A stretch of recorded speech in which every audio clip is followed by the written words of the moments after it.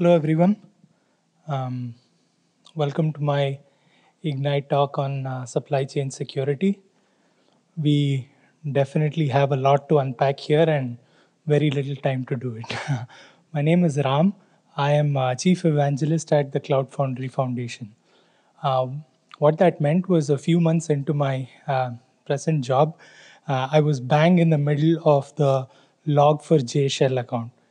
Um, so a lot of you will be aware of what it is, so I'm not going to get into the details. But what was eye-opening for me was that the notion that something inside open source software can take down a lot of the other components that can consume it and are dependent on it was a rude awakening in terms of, okay, open source software can go wrong and can go wrong in really bad ways.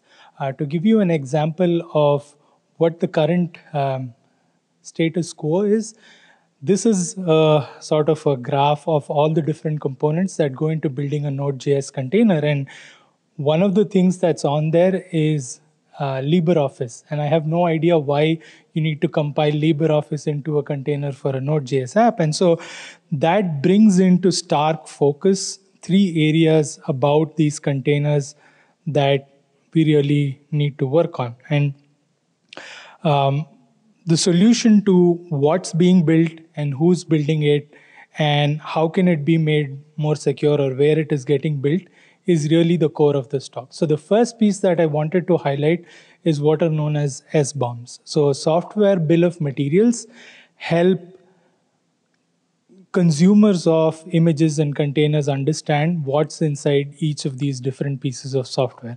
So when you build containers, you build them as different layers, and each of these layers contribute a little something to the final image, and also the way each of these layers get built matters. The next piece that sort of helps is known as SALSA. Again, SALSA is an open source initiative that stands for security levels for software artifacts. And that basically helps define different levels of what it means to build your software versus what it means to really build your software in a secure and idempotent way. So there's different stages that your build process can go through and different levels that basically help identify what it is. And the last thing is cosign. And this is not about getting a loan. So this is part of what is known as a SIG-Store project, which basically helps determine who is building the application and what is the provenance of the different artifacts that you use. So I'm used to workflows where developers go on Stack Overflow, just borrow certain lines and put it into a Docker file, build it, and deploy it. And so it sort of prevents all of that. And the tool of choice that I like to use in order to make all of this happen is known as kpack. So kpack is an open source tool currently owned by the CNCF, formerly contributed by our platinum sponsor in the corner there. But basically what kpack does, it works in a Kubernetes environment of your choice. So you could be on a kind cluster, which is again not very secure, but you could be way out in on